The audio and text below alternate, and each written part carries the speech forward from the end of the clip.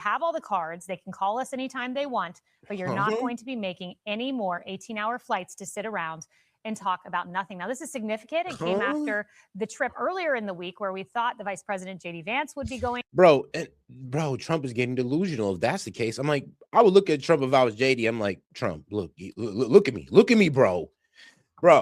They have control of the Strait of Hormuz. They can start firing off at our allies whenever they want. And our blockade on top of a blockade isn't really working because shadow fleets have gotten through. Like, let's just get this over with, bro. To hold talks was scuttled. So that is breaking news from our own Aisha Hasni. And Alex Hogan is live from the White House with the exclusive details. Alex.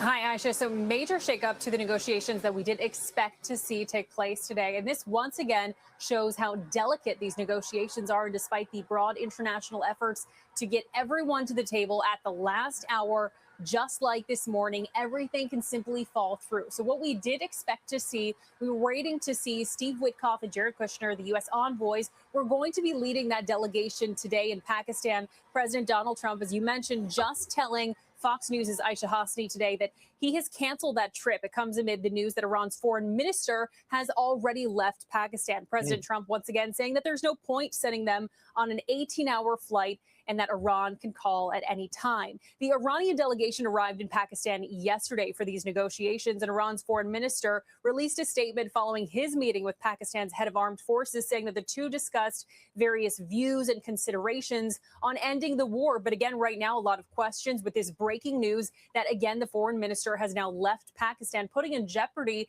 the potential talks that we were expecting to see today. Yesterday, the Treasury Department rolled out a new wave of sanctions targeting 40 shipping firms and vessels that operate as part of Iran's shadow fleet. And Defense Secretary Pete Hegseth says that this blockade will remain as long as it takes. This is a real full blockade. We'll use up to and including lethal force if necessary. And that stopped, and other ships have taken note of that. So any ships that have attempted, there's been levels of escalation, but none that far. And look, here's the thing with this blockade: is the framing of the blockade. It's hurting Iran $400 or $500 million a day. Yeah, well, here's the problem. One, we're spending $2 billion a day on this war, or a conflict, however you want to phrase it. Also, this blockage does not stop Iran's military capability. It doesn't stop its ability to carry out its military or close. Well, it doesn't carry out. It doesn't stop its ability to close the Strait of Hormuz. So what are we really doing, to be honest with you? And like I said, we've already discovered that 20 Iranian shadow fleets that made it through the strait right over there to China. So they're making money. So I'm sorry, but the blockade is not really doing anything. It's just a blockade on top of a blockade. Turned around. So we'll wait to hear more from the White House. We have reached out to them to see what this will mean moving forward in these potential talks. But again, as you mentioned, the president told Aisha Hasni that Iran can come forward when they are ready for future talks. The White House has... Hey, shout out to my man Parabolic Curvature. He said my message is still getting blocked. Let's see. Now, I removed everybody off the block list, bro. I removed everybody. I do got to talk to some of my mods because I don't get, bro. When I tell you I unblocked like 300 people, 2 weeks later, 150 of them are like right back. I'm just like, whoa, okay. I know I block people too, but not that many. But yeah, bro, I'm pretty sure you're off now. Remain adamant that they have enough pressure, especially as it pertains to the Strait of Hormuz. Right now, the president is not here. He is in Mar-a-Lago. We do expect to see him return to Washington, D.C. today for the White House Correspondents' Dinner. It will be his first time attending that as president. Kaylee. Alex Hogan, thank you. Let's bring in Dakota Meyer, Marine and Medal of Honor recipient. Dakota, we do hold a lot of cards. Nuclear program is really set back. Ballistic missiles program crippled, and the list goes on. What are your thoughts? I mean, look, I think that we're in a great spot right now. I think that there's a critical time. I could see us very clearly. I think, what you just broke the news of us not going over there. I think, look, the president doesn't see anybody who's taking this serious yet. And so I think the next step is we're probably going to return back to using military force in order to get them to a point to where they really want to take this serious. I think there's a lot of dynamics to this, though, and I think the great thing that we do No, have the is problem is, it's not that the Iranians are not, they're taking it seriously. I mean, trust me, everybody's taking this war seriously. People are losing money, allies losing money, enemies are pretty much watching us use our military force and taking notes. Like, really, nobody's winning from this war, especially us. So trust me, Iranians want to end this as much as we do. The problem is that Trump, he wants complete surrender from them. He wants them to give up their nuclear enrichment to get nothing in return. He basically wants a regime change and they get nothing in return. He wants to take their oil, so they're going to go back to like what, the 1950s status, and they don't get any profit on it. So I'm sorry, but they're literally fighting for their sovereignty, guys. And the problem with that is that, well, they're not going to accept any conditions that is going to look like a complete surrender. And if Trump is expecting a complete surrender, then I mean, bro, you might as well just get back to bombing them or nuking them. God forbid he uses a nuke. But I'm just saying, if he's looking for a complete surrender where Iran just gives him everything he wants, he's not going to do that through these airstrikes. It's either boots on the ground or you're dropping a nuke, A or B. Is we have a president that knows how to get a deal, and we have a president that wants a deal. And so I think that we'll eventually get there. And I'm still hopeful with everything with Iran. Dakota, and you've been there. I mean, you're a Medal of Honor recipient. I was talking to Keith Kellogg earlier, and he said maybe it's time to seize Karg Island. Maybe it's time to do something very strategic that would really put more of an economic chokehold than's already there on Iran. Your thoughts about that? Economic chokehold. I mean, I think that if we don't do everything that we can right now in order to. And guys, I'm sorry, but I get so irritated when they talk about an economic chokehold as if the entire world is not experiencing the same thing. I mean, we got literally countries going through a whole energy crisis, telling people that, well, you got to slow down. Yeah, you can't use this much lights. Oh, yeah. And, employers, we got to cut the work week. We can't be using that much power. So I'm sorry, but everybody's going through it. It's a bit foolish to think that this only affects Iran when it's affecting the entire Gulf region. So I'm sorry, but I just hate hearing that argument. And here's the thing. Now that we know they got 20 shadow fleets through, they're making money. They're making the money. So I really don't know what else we can honestly do when it comes to this blockade. At this point, why not just why not reach diplomatic means? Why not just work out an agreement? Well, I know why Trump doesn't want to work out an agreement, because he doesn't want to look like Obama. Because remember, the Iranians was talking about, oh, well, if you unfreeze 20 billion of our assets, hey, we might just give up that the enriched uranium. Trump is like, hell no, I want it for free. Just like the reason why this ceasefire didn't go down the way we wanted to. Iranians said, look, you release the naval blockade, we'll open up the strait. They opened up the strait, we didn't release our naval blockade. So the Trump administration don't want to concede shit. Nothing. All this is like all on pride and ego at this point, and it's scary. But let's get back to it, and don't forget to double tap that screen and like the video. And shout out to my man Galactic. Appreciate the support. He said, what do you think about Ghislaine Maxwell getting a pardon? Surely if she gets one, it means Trump is a pedophile protector. Oh, I mean, there ain't no defending it. I ain't gonna lie. Even as a person who voted for Trump, I still support his economic plan, even though he's walking that back with this war. There's no defense of that. At that point, I'd just be like, bro, you're protecting a pedophile. Like, but she says she didn't do it. That's a lie. We know she did it. There's no denying that she did it. If y'all give her a pardon just for her to give information, I'm sorry, you're protecting pedophiles. Like, there would be no defense of that action. I mean, there's really nothing I could say. I would hope nobody else would say, or I'd grill their ass for saying anything that would be able to defend that action. Advantage of this opportunity.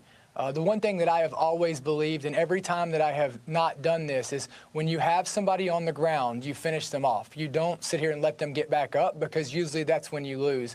And right now we have Iran on the ground. We have a perfect opportunity to be able to go in and do whatever the president needs to do. I think, look, nobody has the information the president has. He's the only one in this thing that has all the information behind the scenes. We're all going off of. Well, actually, the president goes off of, intelligence. Yeah, he goes off intelligence and the experience of other generals.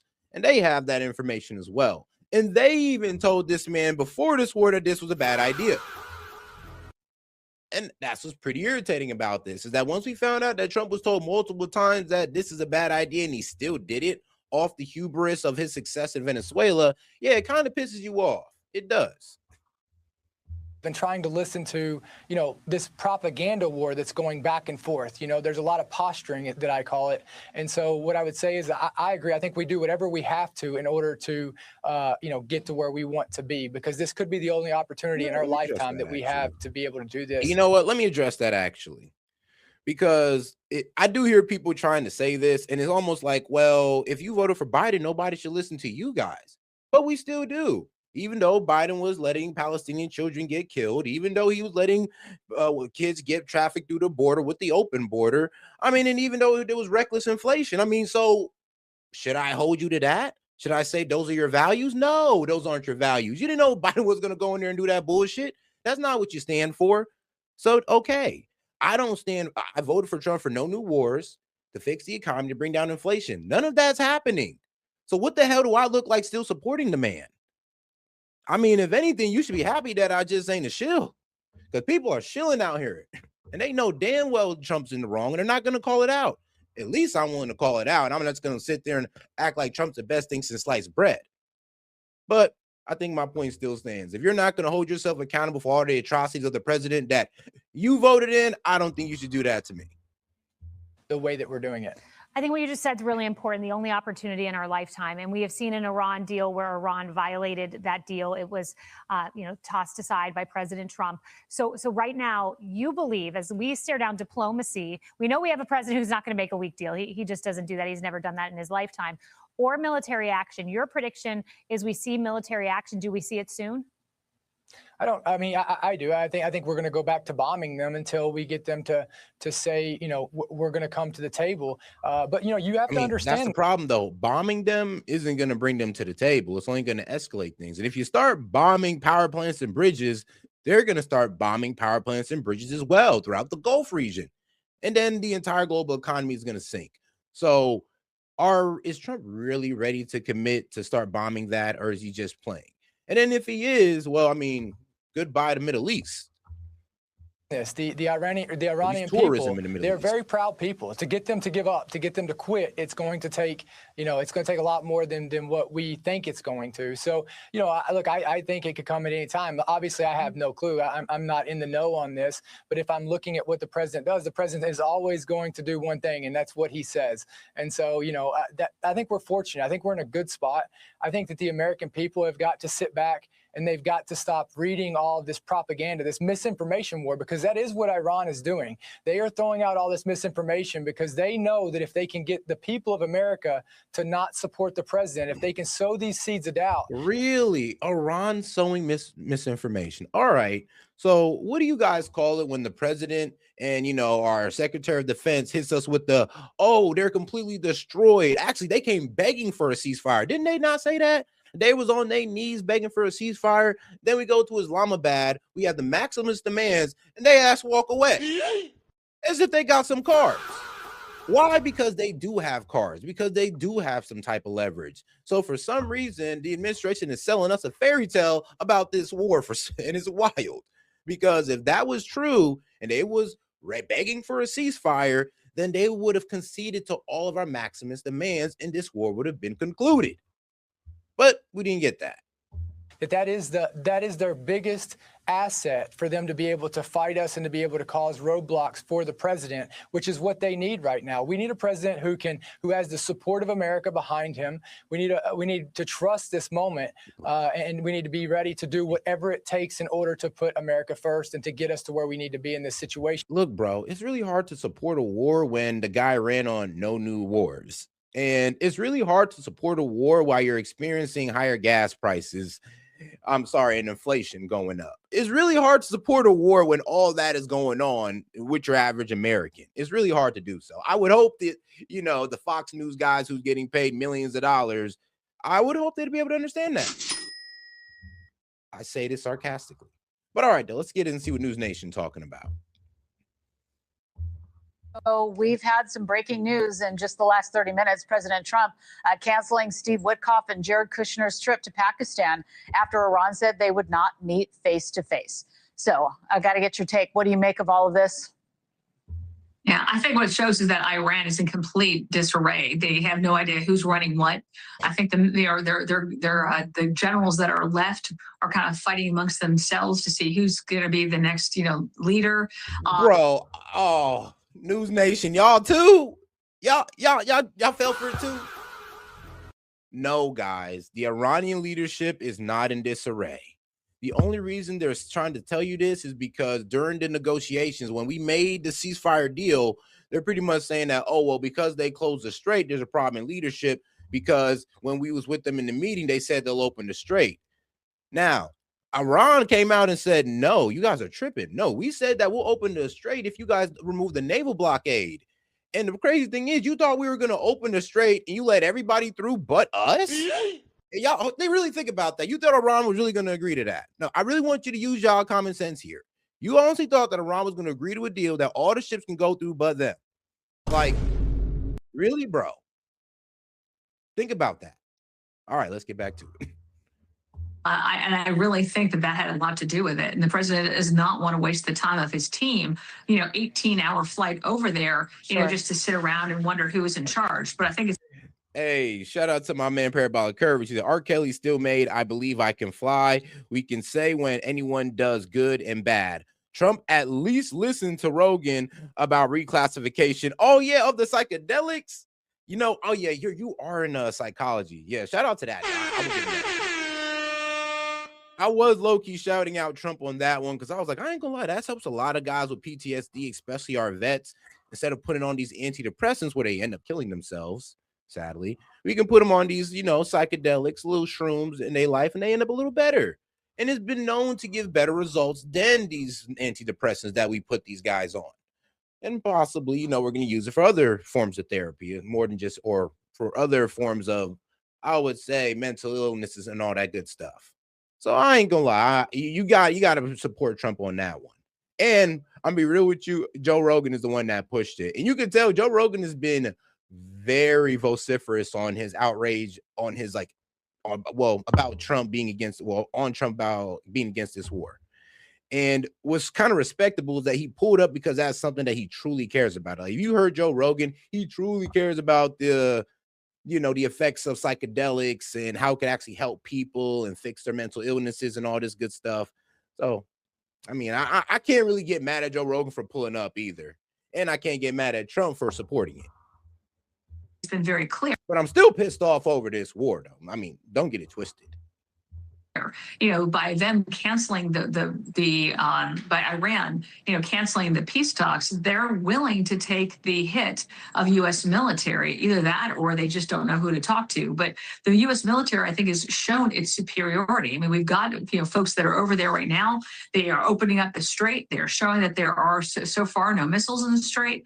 And in Iran's capacity to be able to continue with any kind of economy is on the brink.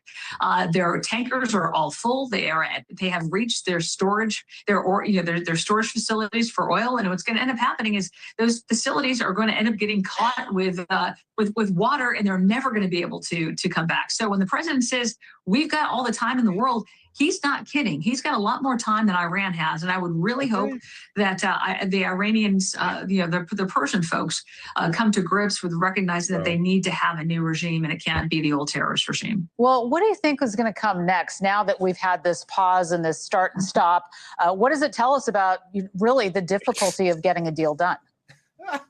Well, I think Iran may be just trying to. Bro, Sid, really? He says, Set, you sound like that no good, weak on crime Pope. Stop complaining and find a way to love the war. It's like, wait, what?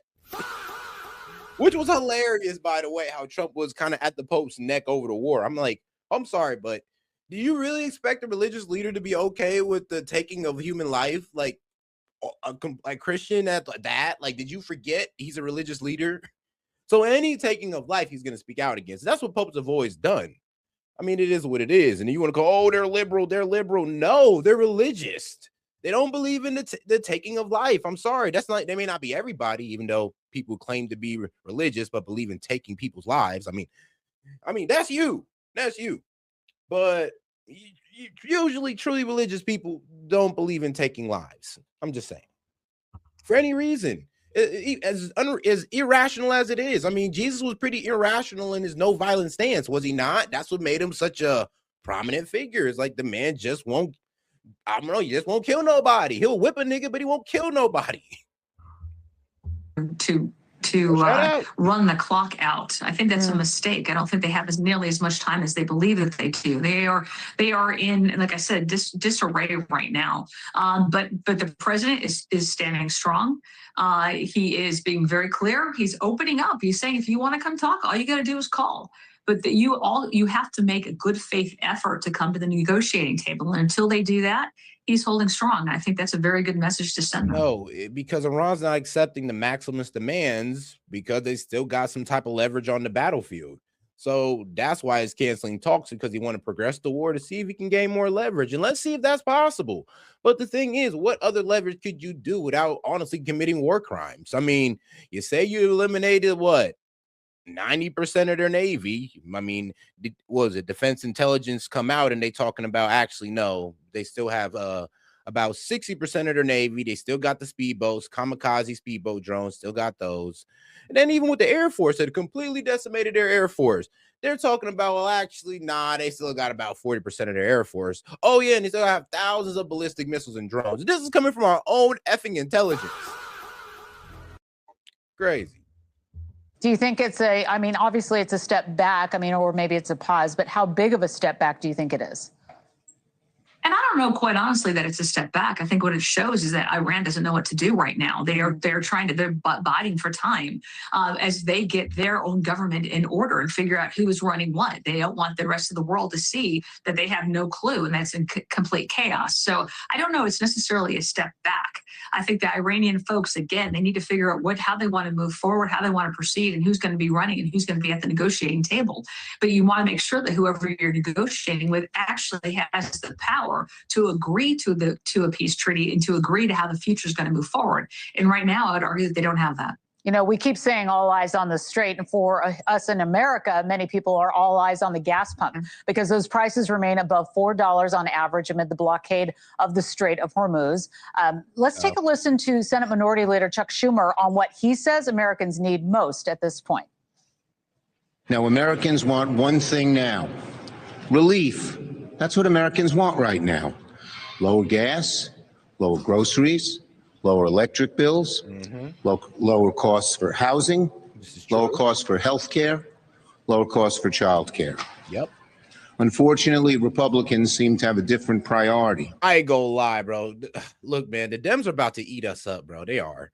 Like, child care. That was one of the main things that J.D. Vance was talking about, you know, bringing down the cost of. Then Trump comes out here and be like, man, look, we got a war to fight, man. We can't afford child care. Man, go talk to your state. Excuse me, that was one of the things you kind of ran on. And child care is getting pretty expensive. You could do something for child care. You could go over here and do backflips for Israel's and the corporate goons, but you can't do nothing for child care. I'm sorry, but yeah, you're losing me on that. You're definitely losing me. Shout out to my man Parabolic Courage. I agree with the Pope, but Pope Pius, the 12th wouldn't. I mean, yeah, there was some wild pope. There was a pope that actually initiated the crusade. Because so trust me, there's been war-hungry popes before, which is wild as hell how a Christians celebrate that. Like a man telling other men to go out and kill people in the name of God, in the name of Jesus, when Jesus was non-violent. Like, I don't get how people don't get how that's wrong. But hey, for some reason, there's a new championing of going out and doing forced conversions and killing. As long as it's in the Christian name. It got to be in the Christian name. Any other name, though, is wrong and evil. But if it's in the Christian name, it's all good, guys. You know, I was in California 2 days ago, and I got whiplash looking at the signs. I mean, it was $5 a gallon, $7 for diesel. It's really a huge problem for so many people across the country. You're also on the House Committee on Small Business. So can you share with us what you're doing to help your constituents struggling with higher prices? It's not just at the pump, it's everywhere. Yeah, but here's the problem, though. Yeah, and Trump has said this, too. Yeah, higher gas prices gets translated down to higher, product price. So as this gas price continuously goes up, as people paying more per barrel, that's going to go over to our food, electronics and all that other good stuff. So yeah, this is going to cause inflation, and it already has. Already has, guys. 2.4% last month, 3.3% this month. So I really don't know how this is helping the American people. I already asked online. Actually, no, let me show you guys something. I'm gonna let the video play, but I gotta show you something that's really concerning. Look, I wish that was a Chuck Schumer 5 years ago. Where was that guy when they were, putting all these regulatory constraints on energy energy companies that were forcing the prices up? What about all of the environmental policies that they've got in California and New York and the taxes that they take out of their gas? If they were real serious about wanting to have lower gas prices, why don't they start at the state level in these massive blue states that are taking so much out? But what we're trying to do is, again, hey, if you want to be focused on gas prices, how about not put a blockade or start a war where 20% of the global supply of oil is now hold up? I mean, if you're worried about gas prices. With our working families tax cut bill is we lower. lower. And if we do that, then we can bitch at the Dems for all these, for all these high taxes and all these little extra expenses on gas. I'm like, okay, then we can hop on their ass about that. We cannot hop on the Dems' ass while we're over here making it worse. It's really hard to do that. It's really hard for me to get down with that when we're literally making it worse. Like, it sucks. And shout out to, oh shoot, hold on, let me get over to my man Noah with the baller alert. Appreciate the support, my man. All right, he says the commandment is thou shalt not murder. Murder being the unnecessary taking of another's life, the same way the God makes it necessary for you to have honor and just cause for war. This war is not just. It's not. I mean, we're not doing it in self-defense. Lord knows that. We're doing it all based off a lie, honestly. Oh, Iran's about to develop nuclear weapons. They had no plans on developing nuclear weapons. They're 2 weeks away from developing a nuclear weapon. They've been stuck at 60% uranium, 6% enriched uranium since 2021. Since 2021, guys. And I always do say, like, think about this. And I really want you guys to think about it. In 2021, Biden was in office. And we're talking about the guy who was like effing up with Russia, effed up Afghanistan. So why wouldn't Iran take it upon themselves while we had this weak president in office? Actually, we don't even know if he was really running it. While we had this guy in office, why didn't they develop a bomb then while all eyes was off them? We weren't even worried about them. We were too worried about what was going on in Ukraine. Why didn't they do it then? Because they never had an interest in it. And if they truly did it, I ain't gonna lie, under Biden would have been the best time. All right. The regulatory necessity on and costs on our energy producers, which is why you are seeing so much energy. Is it the God though? Like, well, let me look that one up. I never heard that. Actually being produced here. Why you're not seeing what you saw during the Biden administration of $5 a gallon gas. This is a temporary price increase in energy. Once the strait is open, you're going to see those energy prices, come down. But everything that we worked for. Yeah, actually, once the strait is open, it's going to take a while for any energy prices to come down. Remember, before this war, we were trading at $60 to $70 a barrel. All right. So right now we're trading at about $94 WTI. Yeah, I'm looking at right now, $94 WTI, and Brent cruise at 105. So yeah, it's going to take a while for us to actually get back to that like $60, and we're probably not going to get back to it until the end of the year, most likely. And that's if we stop this war today or within the next coming weeks. But the longer this war carries out, the worse it gets on the global economy and our gas prices and energy prices overall. So, kind of leaving that out. And that one big, beautiful bill, you're actually seeing the benefits of it. You're seeing over $230 billion out in tax refunds to working families. You're seeing the increased amount in the child, care deduction. You're seeing, the child accounts that are being set up for kids' futures. Mm-hmm. So I think, when you're seeing wages now that are. Nah, that was hilarious. What was it? Tarantino. Jay said, he said, P. Hegseth is my favorite religious leader. He quotes Tarantino movies instead of normal, boring scripture. I'm done. And guys, Sid is a bit of an atheist, so, he ain't really down with the scripture. Shout out to the scripture, though. But, bro, I'm be honest with you. What is it? I think he quoted, like, a movie. You're right. Pulp Fiction or something like that. I don't know. It was like, I forgot who he quoted, but it was wild as hell. I'm just like, oh, guys, these guys are crazy. No, these Christian Zionists are crazy. They really, I know I'm not going to go too far with them, but let's just say they're not practicing the the Christian religion properly at all. Actually, it's like they're literally picking and choosing parts out the Bible that they like want to, I guess, that they want to recognize. It's like really weird. They don't recognize the whole book. They recognize parts of the book. Outpacing inflation. That is all as a result of the policies of the last year. But they were compounded, they were created under the Biden administration. And again, Chuck, where were you then? Yeah, listen, I mean, we're going to see where it goes next. I'm so glad that you were on the program today, and I hope you'll come back. Texas Congresswoman Beth Van Duyne, thank you very much for joining. All right, now let's see here. Let's see what international media got to say here. Breaking news and the U.S. Well, let's bring you some breaking news and the U.S. President Donald Trump. All right, now let's see what Trump said over here on Truth. He said, I just canceled the trip for my, let me main screen it for you guys. He said, I just canceled the trip of my representatives going to Islamabad, Pakistan to meet with the Iranians. Too much time wasted on traveling. Hey, I guess that jet fuel getting expensive, guys. Too much work. So it's too much work to, try to stop this war that's, hurting the American people. It's too much work, Trump. Is that really what you want to tell us? All right, though, let's keep it going. Besides which there is tremendous infighting and confusion within their leadership. Nobody knows who's in charge, including them. No, they know who's in charge. Also, we have all the cards. I mean, it's so hard to read this, bro. It's so much bullshit in one post. It's like, bro, Trump, don't do this. I mean, if we had all the cards, the Strait of Hormuz would have been open. If we had all the cards, they would be bowing at our feet for a ceasefire, but they're not.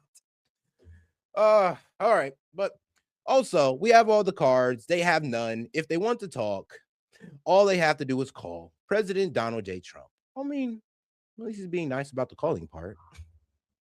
Has just posted on social media on his Truth Social account saying, I just canceled the trip of my representatives going Islamabad to, I think it means to Islamabad, Pakistan, to meet with the Iranians. Too much time wasted on traveling, too much work. Besides which, there is tremendous infighting and confusion within their leadership. Nobody knows who is in charge, including them. Also, we have all the cards. They have none. If they want to talk, all they have to do is call. Bro. Let's go to Osama bin Javed. He's live for us from the Pakistani capital, Islamabad. So looking at that latest Truth Social, where does that leave the mediation effort by Pakistan that one assumes they were trying to arrange some kind of meeting between the two sides? Yes, Amy, we've just read it together, as you mentioned it on the air, that President Donald Trump has essentially canceled the trip that the White House had just advertised about 24 hours ago, in reaction to which the Iranians had said there is no request that they have made. They're not going to talk to the Americans, and they will only speak to them once the blockade is lifted, as per the conditions which were set in the first round. Remember how... Exactly. And it's so retarded. I'm sorry, but this is why it's retarded that they're saying, oh, there's disruption in the leadership. No, there's no disruption in the leadership. We just don't remove the naval blockade, or the Strait of Hormuz would have been open. They opened the Strait of Hormuz. We put on a naval blockade, and now they're keeping it closed. It's as simple as that. And for some reason, we want to spin, and because Iran is not conceding to our demands, we want to spin this as, oh no, they're actually confused, guys. They want to concede, but there's a whole lot of disruption going on. No, they're just telling us to F off. The first round ended, well, J.D. Vance, who was supposed to carry on with the negotiations. Guys, make sure you double tap that screen, like the video, guys. Let's get more people on the conversation. Bah, double tapping that screen. Appreciate the support, my man. Oh, yeah, he's somewhere over there. Look at the time of post. All right. Let's see. Middle of them, after 21 hours, got up and left and said, this is our best and final offer, and the Iranians take it or leave it. And then you saw all that happened in the background. So now this statement coming from the US president essentially, again, just pours cold water on all of the hope that there is a diplomatic way out of this. As we've been reporting in the last week, there's been a multitude of efforts that have been made by various parties, spearheaded by Pakistan, where these talks were supposed to happen. Again, we heard from the Iranian visiting delegation that the Iranians are going to stand by the rules that they have set for these negotiations, the 10 points that were agreed upon between them and the United States, and they're willing to come back to the table if the United States abides by them. And then there's the sticking point. Why did we get here? Well, in the last week, when the ceasefire was extended by the US government, the Iranians opened the Strait of Hormuz, but the Americans insisted they do not want to lift the blockade of the Strait of Hormuz that they have implemented. And the US president said, again, that they have all the cards. So it appears that diplomacy, which had so much hope, is again taking a backseat. What does this actually mean? Well, we'll have to wait and see, because this has just come now. I was speaking to some of the reporters who've been texting and calling President Donald Trump, and some of them who the president had said should stay in Islamabad have been told to come home. What are you hearing, Osama, from Pakistani mediators? What's the bottom line here? Does this mean that at least the current round of efforts to try and arrange another face-to-face meeting are for now, at a dead end? Well, it is still very early, because this has all happened in the last few minutes. So we'll have to wait and see. But officials, including diplomats, security officials, politicians, and bureaucrats that I've been speaking to, I don't think that they will see this as the end of the tunnel, because you see, if you've been dealing with the presidency of US President Donald J. Trump, you expect there are going to be some grenades waiting for you in the diplomatic track. So I imagine, and I will have to wait and see what they say, that they will try to reestablish some contact. As we've been told, that diplomacy is best done behind closed doors, and none of the details that have been discussed between... You guys, I need to show you something. I want to show you like how sold in people are into this war. Because if you're thinking like S.E.T, how sold in could people possibly be into this conflict? I would tell you that no, they're pretty sold in right now. Let me see if I can go ahead and whoop. Oh, hold on. Ooh, damn it, I lost the tab. Hold on. Them, the Pakistanis, the Americans, and the Iranians have not been made public. We also know that the Pakistanis are not alone in this. They've got the backing of Saudi Arabia, the Egyptians, the Turks. The Squad has been spearheading efforts. We also know that in the last 24 hours, the Emir of Qatar has made calls to the US president, urging him to stick to whatever their deal is about a ceasefire and not going towards open conflict. But on the same coin, you've been hearing from the Iranians wary and warning about the US's track record, because the last two times, whether it was in Geneva or Oman, when they were in negotiations, the US and Israel have attacked them. And it was through various Iranian officials that you were... Hey, I told you this bad form of diplomacy is going to bite us in the ass one day. But then people want to be like, oh, we don't negotiate with terrorists. Well, we need to negotiate with the terrorists now to stop this war and release this clutch on the global economy. Now we got to negotiate with terrorists. So what now? But to be quite honest with you, yeah, like we kind of did snake them the first two times during negotiations. Like what? Midnight Hammer. We was in negotiations with them. We moved the goalposts from their nuclear enrichment to their missiles again. And we end up hitting them once again, hitting them during negotiations. But even when we got into this war, it came off negotiations that we all thought were going in the right direction, according to the Omani foreign minister. But once again, we just bombed them. And I just keep saying, I don't know why people like support this like very like dishonorable form of diplomacy. Like, bro, keep your word. I mean, like, what's the point of even coming to the table if you're just going to use it to attack them? Because then when you actually need them to come to the table, you want to get something done, you can't, because now they don't trust you. But I did want to show y'all this real quick. Now, here it is. Do you actually think ending Iran's regime is worth the higher gas costs? And you would think people would like sit down there and reflect and be like, you know what? Not really, because we haven't even got it done. And you know what you get? You get the price will come down. Don't worry. I mean, that's not too bad. Absolutely won't last forever. Okay. In the long run, yes, 100%. Absolutely. Hell yeah. Better than nukes. Yep. Says the guy who went bankrupt 7 times. Okay.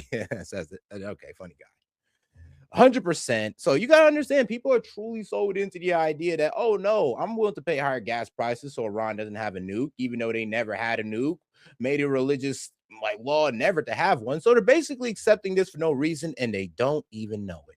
But you know what? I respect it though, because at least they're positive. Like, yeah, don't worry, bro. It's all good.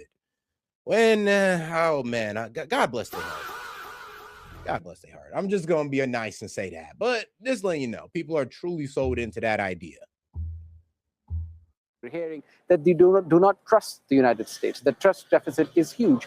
And this is something that the negotiators and the mediators were trying to pull them through, that this sea of trust that exists between them builds some bridges. And I've been told that they were able to build some bridges. That is why you were seeing all of those movements. Again, the US president has just said that he's calling it off. Does that mean diplomacy is dead? Does that mean that the Americans are pulling out? Well, we'll have to wait and see, because the US president makes a lot of statements that have a lot of clarifications coming after it from the White House. Okay, so Osama bin Javed updating us from Islamabad in Pakistan. All right, now that was some good old coverage right there. But, oh, actually, you guys about to play next. Fox News alert, Pakistan's back on. Whit Kush arrives tomorrow in Islamabad. I can confirm Special Envoy Witkoff and Jared Kushner will be off to Pakistan again tomorrow morning to engage in talks. It's funny how it went from this, well, to this, guys. So this is and breaking right now, President Trump just moments ago exclusively telling me over the phone that he has unilaterally canceled Steve Witkoff and Jared Kushner's trip to Pakistan to meet with the Iranians. The president says it's not worth his people making the 18-hour flight when he says we have all the cards.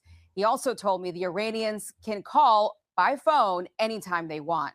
Our Matt Finn is live in Dubai right now with much more on this breaking new information that sort of changes everything that we thought was going to happen. Matt?